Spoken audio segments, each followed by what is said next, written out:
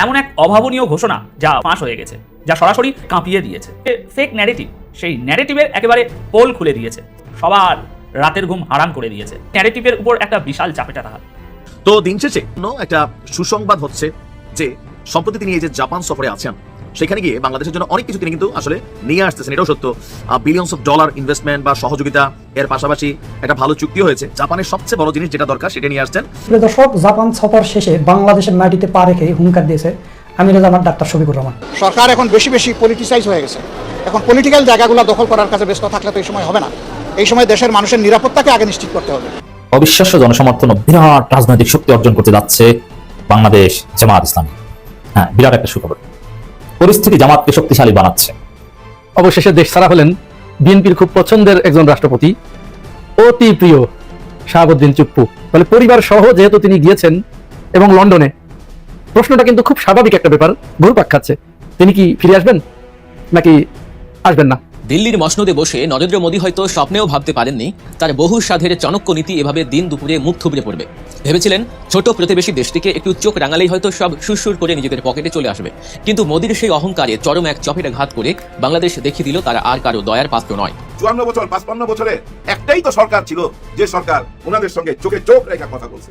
হ্যাঁ ভাই, চেয়ারে বসার সঙ্গে সঙ্গেই বলছে আমাকে অশান্তি দিলে তোমাকে আমি অশান্তি দিব। ওই চিকেন লেগের কথা মনে করাই দিছে। আসসালামু আলাইকুম প্রিয় দর্শক শ্রোতা, আশা করি সবাই ভালো আছেন। নতুন একটি ভিডিওতে সবাইকে স্বাগতম। বাংলাদেশের চলমান রাজনৈতিক প্রেক্ষাপট নিয়ে ভিডিওর শুরুতেই বেশ কিছু ভিডিওর অংশ বিশেষ আপনারা দেখেছেন। মূলত আজকের এই ভিডিওটিতে সেই সকল ভিডিওর বিস্তারিত আলোচনা দেখতে পারবেন। ভিডিওর শুরুতেই যে সকল ভিডিও দেখেছেন তা থেকে হয়তো ইতিমধ্যেই আন্দাজ করতে পেরেছেন আজকের এই ভিডিওটি কতটুকু গুরুত্বপূর্ণ হতে চলেছে। অতএব চলুন কথা না বাড়িয়ে একটি লাইক দিয়ে সম্পূর্ণ ভিডিওটি দেখে আসি। অবশেষে দেশ ছাড়া হলেন বিএনপির খুব পছন্দের একজন রাষ্ট্রপতি, অতি প্রিয় শাহাবুদ্দিন চুপ্পু। তিনি চিকিৎসার জন্য আজ 9 মে শনিবার সকাল 6টায় লন্ডনের উদ্দেশ্যে বাংলাদেশ ত্যাগ করেছেন। বিএনপি সরকার ক্ষমতায় আসার পরে একটি পত্রিকার সাথে সাক্ষাৎকার দিতে গিয়ে তিনি দাবি করেছিলেন যে তার নিয়মিত স্বাস্থ্য ফলো আপের জন্য সিঙ্গাপুর যেতে চেয়েছিলেন 2 বার, কিন্তু অন্তর্বর্তীকালীন সরকার 2 বারই তার এই বিদেশ যাত্রা আটকিয়ে দেয়। তার সাথে অনেক অমানবিক আচরণ করা হয়েছে ইত্যাদি ইত্যাদি তিনি অনেক কথা বলেছেন সাক্ষাৎকারে। অবশেষে বিএনপি সরকার তার সেই মনোবাঞ্ছা পূর্ণ করলো, তিনি চিকিৎসার জন্য লন্ডনের উদ্দেশ্যে চলে গিয়েছেন। এখন একটা প্রশ্ন এখানে আসতে পারে এবং জনমনে এই প্রশ্ন খুব ঘুরপাক খাচ্ছে। এই যে শাহাবুদ্দিন আহমেদ তিনি চলে গেলেন, লন্ডনে চলে গেলেন, বিএনপি সরকার সরকারি খরচে, তার পরিবার সহ কিন্তু গেছে, খেয়াল করবেন রাষ্ট্রপতি পরিবারের সকল সদস্য। তাহলে পরিবার সহ যেহেতু তিনি গিয়েছেন এবং লন্ডনে, প্রশ্নটা কিন্তু খুব স্বাভাবিক একটা ব্যাপার, ঘুরপাক খাচ্ছে। তিনি কি ফিরে আসবেন নাকি আসবেন না? তিনি কি একবারে গেলেন নাকি তিনি রাষ্ট্রপতি পদের লোভে আবার ফিরে আসবেন? অধিকাংশ রাজনীতি বিশ্লেষক যারা তারা বলছেন যে যেহেতু তিনি দীর্ঘদিন ধরেই যাওয়ার একটা মৌকা খুঁজছিলেন, কারণ তিনি এত পাপ করেছেন, অপরাধ করেছেন যে তার শেখ হাসিনার যতটুকু অপরাধ, তার অপরাধ শেখ হাসিনার চেয়ে কোনো অংশে কম নয়। কারণ এই বিএনপি সরকারের কথাই যদি বলি, এই শাহাবুদ্দিন চুপ্পু অর্থাৎ আমাদের রাষ্ট্রপতি, বিএনপির অতি পছন্দের রাষ্ট্রপতি, তাকে দিয়েই কিন্তু খালেদা জিয়া, তারেক রহমানের মামলাগুলো দায়ের করা হয়েছিল, মামলাগুলো রুজু করা হয়েছিল, চালু করা হয়েছিল, এবং তিনি তারেক রহমান খালেদা জিয়াকে দুর্নীতিবাজ প্রমাণ করার জন্য সচেষ্ট ছিলেন। শেখ হাসিনা তাকে দুদকে এনেছিলেন, দুদকের চেয়ারম্যান বানিয়েছিলেন। এইখানে এসে তিনি তারেক রহমান এবং খালেদা জিয়ার বিরুদ্ধে দুদকের যতগুলো মামলা ছিল সবগুলো সচল করেছিলেন। শুধু তাই নয়, এই আমাদের শাহাবুদ্দিন চুপ্পু, আমাদের রাষ্ট্রপতি, বিএনপির অতি পছন্দের রাষ্ট্রপতি, তিনি বারবার জিয়াউর রহমানকে মুক্তিযুদ্ধের খেতাব কেড়ে নেবার জন্য আহ্বান জানিয়েছিলেন। স্বাধীনতার ঘোষক শহীদ প্রেসিডেন্ট জিয়াউর রহমান এটি তিনি কখনোই স্বীকার করেন নাই, মানতে চান নাই। শুধু তাই নয়, এই রাষ্ট্রপতি, বিএনপির অতি পছন্দের রাষ্ট্রপতি শাহাবুদ্দিন চুপ্পু, তিনি তারেক রহমানকে অকথ্য ভাষায় গালিগালাজ করেছেন, দেশনেত্রী বেগম খালেদা জিয়াকে অকথ্য ভাষায় গালিগালাজ করেছেন। এই যে এত পরীক্ষা তিনি দিয়েছেন শেখ হাসিনার কাছে, এই পরীক্ষায় উত্তীর্ণ হবার পরেই তিনি যখন শেখ হাসিনার পায়ে ছুঁয়ে সালাম করতে গিয়েছিলেন, তখন তিনি তার সালাম নেন নাই। আবার এই সালাম নেন নাই এটা আবার তিনি বলেছেন কষ্ট পেয়েছেন, তিনি খুব দুশ্চিন্তায় রাত কাটিয়েছেন যে মাননীয় প্রধানমন্ত্রী আমার সালাম নিলেন না, আমি তার কাছে কোনো অপরাধ করে ফেলেছি কিনা আমি জানি না।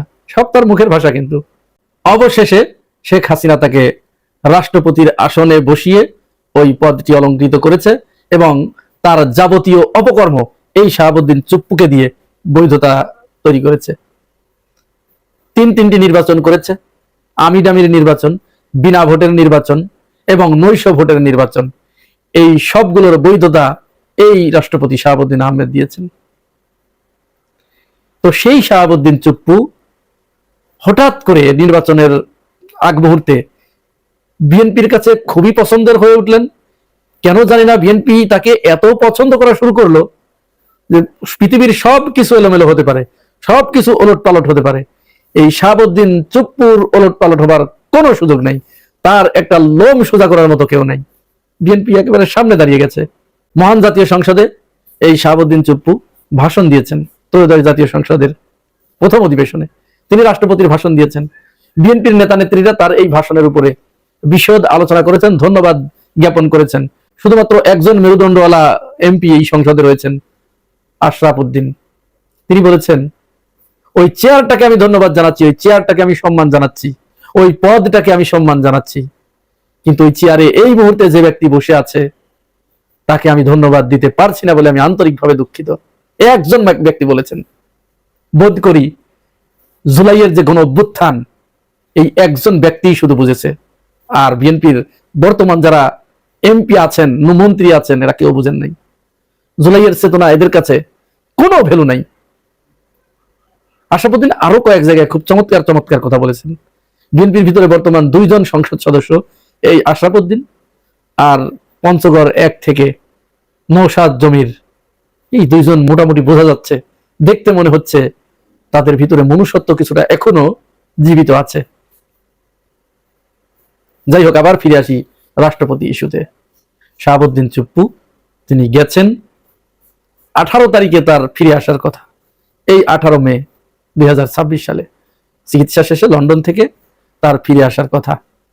এখন তিনি আদতেও ফিরে আসবেন কিনা, দীর্ঘদিন তিনি যাওয়ার জন্য একটা মৌকা খুঁজছিলেন, পায়ে তারা করছিলেন।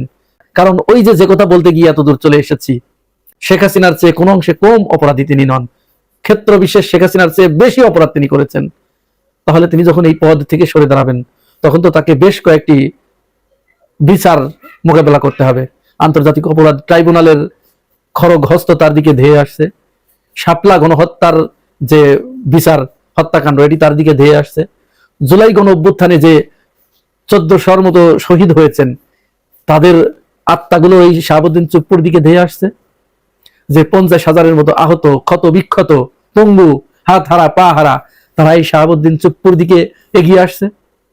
সর্বোপরি আমিডামি ভোটের নির্বাচন, নৈশ ভোটের নির্বাচন আর বিনা ভোটের নির্বাচন, এই 3টি নির্বাচনে তিনি যে মানুষের ভোটাধিকার হরণ করেছেন, মানুষের গণতন্ত্রকে হরণ করেছেন, এই অপরাধ তার দিকে ধেয়ে আসছে। সুতরাং ফাঁসির দড়ি তাকে বলছে যে তুমি যেখানেই যাও না কেন, তুমি যে অপরাধ করেছো এই জায়গা থেকে তোমাকে রক্ষা করার মতো কেউ নাই। একমাত্র আছে বিএনপি, যে তোমাকে সসম্মানে সরকারি খরচে লন্ডনে পাঠিয়ে দিল, তুমি বেঁচে গেলে। ফাঁসির দড়ি তাকে এইভাবে বলছে যে তুমি বেঁচে গেলে, কারণ সরকার তোমাকে সরকারি খরচে পাঠিয়ে দিয়েছে, পালিয়ে যেতে দিয়েছে। যাই হোক, আবারও বলছি, তিনি আদৌ ফিরে আসবেন কিনা এটি দেখার জন্য আমাদেরকে আগামী 18 মে 2026 তারিখ পর্যন্ত অপেক্ষা করতে হচ্ছে। এই যে এনসিপি শক্তিশালী হইতেছে, এর পিছনে জামাতের হাত আছে ভাই, এটা মাথায় রাখবেন। জামাতের হাত আছে। জামাত চাইতেছে শক্তিশালী হইয়া দাঁড়াক এনসিপি, কারণ 3টা দল লাগে। হ্যাঁ ভাই, মিনিমাম 3টা দল লাগে একটা দেশকে পরিচালনা করার জন্য। একটা সরকারি দল, একটা বিরোধী দল, আর তৃতীয় শক্তি একটা লাগে। আরো অনেক আছে, সেগুলোর প্রতি সম্মান রেখেই বলতেছি ভাই। হ্যাঁ, ওই যে আনতারিকের একটা দল আছে না, কি যেন নাম দিছি, ভুলে গেছি, ওর দলকেও আমি সম্মান জানাই। ও কাজে লাগে তো, হ্যাঁ ও কাজে লাগে। কোষা নৌকার মতো বড় বড় নৌকার পিছনে কাজে লাগে, কি কাজে লাগে বুঝা নিয়েন। বড় নৌকা থেকে কোষায় নৌকায় নাইমা কি করে এটা বুঝা নিয়েন, ওইভাবেই কাজে লাগে। এই ধরনের দলকে আমি সম্মান জানাইতে চাই। সব দলেরই রাজনীতি করার অধিকার আছে, কিন্তু ওই কথাটা কেউ মাইনা নিবেন না। ওইটা কিন্তু একটা ন্যারেটিভ তৈরি করা হচ্ছে এনসিপি কে পচাইবার জন্য। মানে এনসিপি হলো বেঈমান, যে জামাতের কারণে তারা নিজেরা দাঁড়ায় থাকতে পারছিল এই নির্বাচনে, নাহলে নির্বাচনে হারায় যেত, তো দাঁড়ায় থাকতে পারছে নিজের পায়ে জামাতের ব্যাকিং এ। তাদের সঙ্গে বেঈমানি করতেছে এনসিপি, এই ন্যারেটিভই তৈরি করতেছে এরা। এগুলাতে কান দিবেন না। বড় ভাই ছোট ভাই একসাথেই আছে, মুরব্বীরা যা বলবে বুদ্ধিমানরা সেই পথেই চলবে, এটা মাথায় রাখেন। এই যে সিটি কর্পোরেশনের নির্বাচন নিয়ে কথা উঠছে না, যে জামাত ছাড় দিতেছে না, আসিফ মাহমুদ সজীব ভুঁইয়াকে দাঁড় করাইতে চায় একটা জায়গা থেকে, জামাত সেটা মাইনা নিতেছে না। এটা মাইনা নিল কি মাইনা নিল না, ওই সময়টা কিন্তু এখনো আসে নাই, তার আগেই আলোচনা চলে আসছে। ওইটা নির্বাচনটা সামনে আসুক, তারপরে হিসাব মিলানো যাবে কে কোন অঙ্কেতে চলে। কিন্তু ওরা একসাথেই আছে, একসাথেই থাকবে, এনসিপি আর জামাত একসাথেই থাকবে। কেন থাকবে বুঝাইয়া বলতেছি। ভাই গ্রামে বাড়ি দেখছেন না, এরকম কিছু কিছু বাড়ি থাকে যে বাড়িগুলাকে বলা হয় ওই যে ওইটা চোরের বাড়ি। গ্রামে আসে না, রাস্তায় হাঁটতে হাঁটতে বলে না কথায় কথায় যে ওই বাড়িটা আছে না ওইটা চোরের বাড়ি। আসলে ঘটনা কি, দেখা গেছে যে 50 বছর আগে এখানে কোনো চোর বসবাস করতো, ও আসলেই চুরি করতো, তারপরে তো চলে গেছে পৃথিবী থেকে। এখন এই বাড়ির ছেলে দেখা গেল যে ডাক্তার হয়ে গেছে বা সোলজার হয়ে গেছে, তারপরেও কিন্তু লোকে বলে ওই যে বাড়িটা ওই বাড়িটা চোরের বাড়ি, এটা বলে। কিন্তু ঠিক তেমনি কিন্তু আমাদের সুশীলরা কিন্তু একটা কথা বলে, সবসময়ই বলে, গত 54 বছর বলতেছে, সামনে আরো বলবে ওই যে ওরা রাজাকার, ওই যে ওরা রাজাকার, এটা বইলা যাবে। কিন্তু বলতে বলতে মুখে ফেনা তুইলা ফেলাবে। এইটা কিন্তু জামাত বুঝে, জামাত বুঝে বলেই বলতো যুবকদেরকে আমরা সামনে দিতে চাই, আমরা পিছনে থাকতে চাই। ব্যাপারটা বুঝছেন, এই এনসিপি কে সামনে দিতে চায় জামাত। এটা একটা মনস্তাত্ত্বিক গেম ভাই, হ্যাঁ ভাই মনস্তাত্ত্বিক গেম। ওদেরকে সামনে দিয়ে দিলে কি হবে, কোনো কারণে উপরওয়ালা যদি ওদেরকে ক্ষমতায় এনে দেয় 5 বছর পর বা যে কোনো সময় ওরা যদি ক্ষমতায় চলে আসে, আর ওদের পিছনে যদি জামাত থাকে, আর এই দেশটাকে যদি সুন্দরভাবে এগিয়ে নিয়ে যায়, তখন কিন্তু আর বলবে না ওই যে ওরা রাজাকার। মানুষ তো নিজের চোখে দেখতেছে জামাত পিছনে থেকে কত সুন্দরভাবে দেশ পরিচালনা করতেছে, দেশের টাকার বাইরে যাইতেছে না। শুনছেন না এক মন্ত্রীর, আওয়ামী লীগের এক মন্ত্রীর 1200 বাড়ি বিদেশে, 1200 বাড়ি ও কবরে নিয়ে যাবে, সব বাড়ি কবরে নিয়ে যাবে। কিভাবে দেশের টাকা মারছে। আর জামাত ইসলাম পাহারা দিয়া যদি একটা সরকার পরিচালনা করতে পারে, তাহলে ওই বদনামটা কি থাকবে? থাকবে না। এটা আমার ব্যক্তিগত মতামত ভাই, হ্যাঁ ভাই ব্যক্তিগত মতামত। কারণ বাংলাদেশের রাজনীতি দেখে আসতেছি, বাংলাদেশের রাজনীতি যা ওই যে পার্শ্ববর্তী দেশের রাজনীতি, ওই একই রাজনীতি ভাই। রাজনীতিবিদরা টাকার কাছে বিক্রি হয়, টাকার কাছে বিক্রি হয়। এই যে শুভেন্দু গরু খাওয়া, 2 বাটি গরুর মাংস খাইছিল, মনে আছে? ওই শুভেন্দু একজন ঘুষ করতো, হ্যাঁ ভাই, ও ঘুষ খাইতেছে, একেবারে গোপন ক্যামেরায় ধরা পড়ছে ও ঘুষ খাইতেছে।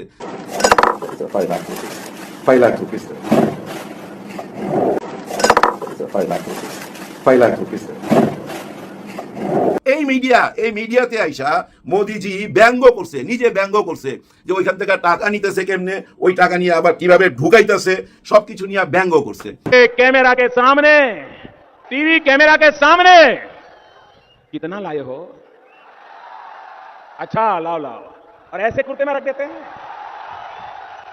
टीवी पे देखा कि नहीं देखा आपने? और चेहरा कितना भोला भाला था, ऐसा लगता था ये तो रोज की आदत वाले। ওই মোদিজি বলতেছে দেখো কি ভোলা ভালো চেহারা, চেহারা দেখা মনে হইতেছে এটা তার অভ্যাস, পুরনো অভ্যাস, চেহারার মধ্যে কোনো চেঞ্জ নাই। এরপরে এই শুভেন্দুকে ভয় দেখাইলো, ভয় দেখায় বললো যে তুই ওই দল ছেড়ে আমার দলে চলে আয়। তারপরে শুভেন্দু কিন্তু এই দলে চলে আসলো, আজকে মুখ্যমন্ত্রী হয়ে গেল পশ্চিমবঙ্গের। আবার দেখেন ওই শুভেন্দু, যে শুভেন্দু ঘুষখোর, যে শুভেন্দুকে নিয়ে মোদি তামাশা করছে ওপেন স্টেজে, তাকে আবার বুকে জড়াইয়া ধরছে। কেন কথাগুলো বললাম? এই জন্যই বললাম রাজনীতিবিদদেরকে কিনা যায় ভাই। পার্শ্ববর্তী দেশের এই যে প্রমাণটা দেখলেন কিনা যায়। আমাদের দেশের যদি কারো প্রমাণ চান আমি প্রমাণ দিতে পারুম না, তবে এইটুক বলতে পারি রাজনীতিবিদরা মানুষের আবেগ নিয়ে খেলে, হ্যাঁ আবেগ নিয়ে খেলে। ডাক্তার শফিকুর রহমান স্যার তো জাপানে গেছিল, এরপর থাইল্যান্ড গেছিল, তারপরে বাংলাদেশে আসছে। থাইল্যান্ড কেন গেছিল? থাইল্যান্ড গেছিল একটা হাসপাতালে। ওই হাসপাতালে 64টা ভাই বোন আমাদের আছে, 64 জন ভাই বোন এই জুলাইয়ের যোদ্ধা। কারো হাত নাই, কারো পা নাই, কারো চোখ নাই। গত 11-12 মাস যাবত এখানে চিকিৎসা নিতেছে। এক বাবা ডাক্তার শফিক স্যারকে বলছে যে আমার ছেলের সাথে একটু কথা বলেন, কালকেই তার পাটা কেটে ফেলবে। ক্লাস 9-এ পড়ে, মাত্র ক্লাস 9-এ, আগামীকাল তার পা কাটা হবে। কাঁদতে কাঁদতে বলতেছে আমার পাটা আগামীকাল কেটে ফেলবে। তারা আরো কি বলছে জানেন? আমরা সুস্থ হয়ে আইসা আমাদের সেই জুলাই সনদের জন্য আবার রাস্তায় নামবো, প্রয়োজনে একটা হাত যে বাকি আছে ওই হাতটাও দিয়ে দেবো। ওহে সরকার, এই কথাগুলো আপনাদের কানে গেলে কেমন লাগে আপনাদের বলেন তো? ভালো লাগে আপনাদের? আহারে, মানুষের অভিশাপ নিচ্ছেন, অভিশাপ নিচ্ছেন। গতকালকে দেখলাম হাদির বউ রাস্তায় নেমে গেছে। আহারে, যে পর্দাশীল ছিল, কারো সামনে আসতো না, রাস্তায় নেমে গেছে, 6 মাস হয়ে গেছে, বিচার পায় না। হাদি কিন্তু মরার আগে একটা কথা বলছিল, আমাকে মেরে ফেলুক, কোনো প্রবলেম নাই, আমাকে মেরে ফেলুক, কোনো অসুবিধা নাই, কিন্তু আমাকে যারা মারছে তার যেন বিচার হয়। সেই আসামি কিন্তু পার্শ্ববর্তী দেশে বিচারপতির কাছে স্বীকার গেছে সে যে খুন করছে, তারপরও তাকে ধৈর্য আনা হচ্ছে না। কেন আনা হচ্ছে না? কেন তার বিচার হচ্ছে না? তার বিচার হচ্ছে না এই জন্যই, তার বিচার এই জন্য হচ্ছে না, এটা আমার ব্যক্তিগত মতামত। ওই আসামিকে যদি আপনি নিয়ে আসেন কালকে, পরশুদিন থেকে সারা বাংলাদেশে আবার জুলাই জায়গা উঠবে না, আবার ঝড় উঠবে, তো আবার ঝড় উঠবে, ওই ঝড়টাকে থামায় রাখছে, এই জন্যই আনা হচ্ছে না। হাদির বিচার করা মানে জুলাইকে স্বীকৃতি দেওয়া। তো আরে হাদি যদি শহীদ না আজকে বাইচা থাকতো, প্রতিদিনই জুলাইয়ের জন্য চিৎকার করতো, হ্যাঁ চিৎকার করতো। হাদির চিৎকার গুলো এখনো কানে ভাসে ভাই, কানে ভাসে। সব অ্যাডভান্স বই লাগেছিল তো, কে মুনাফিকি করবে, কে বেঈমানি করবে, কে কি করবে না করবে, সব অ্যাডভান্স বই লাগেছিল। তার প্রতিটি কথা সত্য হয়ে দাঁড়াইছে, কিন্তু সবচেয়ে বড় সত্যটা কি জানেন? সেটা বইলা বিদায় নিতে চাই, জুলাই সনদপত্রের স্বীকৃতি চাই, গণভোটের রায় চাই, রায়। আমি আশা করছি সম্পূর্ণ ভিডিওটি দেখেছেন এবং এই ভিডিওর সাপেক্ষে আপনার কি মতামত সেটা অবশ্যই কমেন্ট বক্সে জানিয়ে যাবেন। ভিডিওটি ভালো লেগে থাকলে শেয়ার করতে ভুলবেন না। আমাদের এই চ্যানেলে নতুন হয়ে থাকলে চ্যানেলটি সাবস্ক্রাইব করে চ্যানেলের পাশে থাকবেন। আর যারা ইতিমধ্যেই চ্যানেলটি সাবস্ক্রাইব করেছেন তাদেরকে অসংখ্য ধন্যবাদ। দেখা হবে নতুন কোনো ভিডিও নিয়ে, ততক্ষণ সবাই সুস্থ থাকবেন। আল্লাহ হাফেজ।